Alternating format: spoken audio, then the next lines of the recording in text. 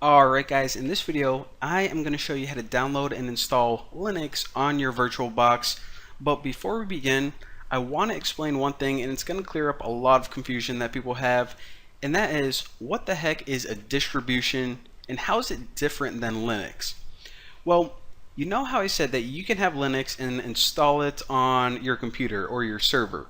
Well, that's not entirely true, and it's kind of not true the same way that you can't just install Windows. You need to pick a version of Windows. Windows 95, Windows 7, Windows 8, Windows 10. Well, Linux is kind of the same way. Linux is the core operating system, and since this is open source, what people do is they customize it and add features to it, and those are called distributions or distros, however you say it.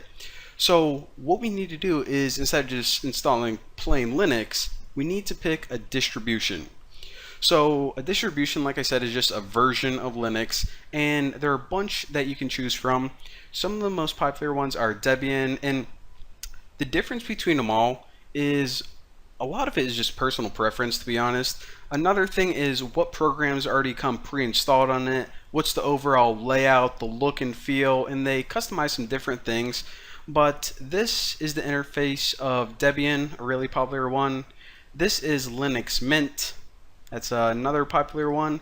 This is Kali Linux. So this comes with a bunch of pre-installed programs for like security analysts, and I say security analysts in quotation marks, those little air quotes I'm doing.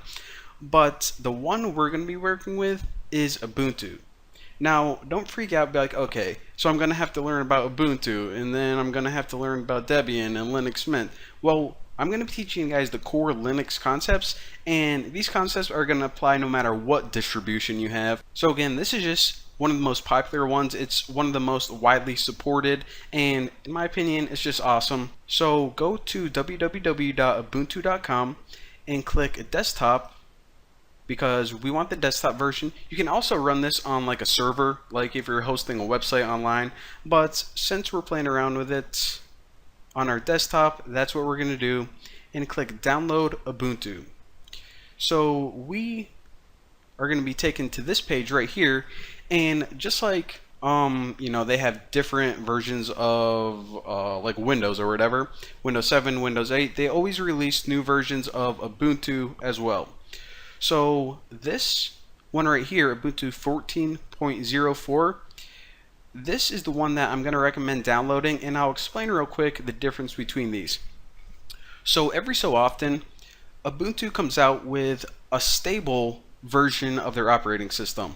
So you know how you're like, okay, I'm going to download this, but I know in like 3 months they're going to come out with 15.04, and then, you know, 2 weeks later they're going to come out with a new version.